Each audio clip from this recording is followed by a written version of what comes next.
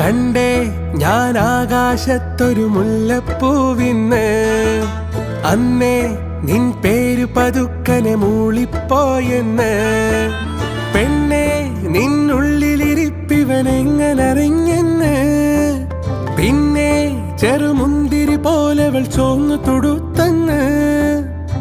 കിനാവിന്റെ കാന്താരിപ്പൂ എരിഞ്ഞേറാണ് കണ്ടേ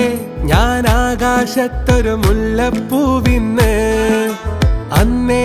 നിൻ പേര് പതുക്കനെ മൂളിപ്പോയെന്ന്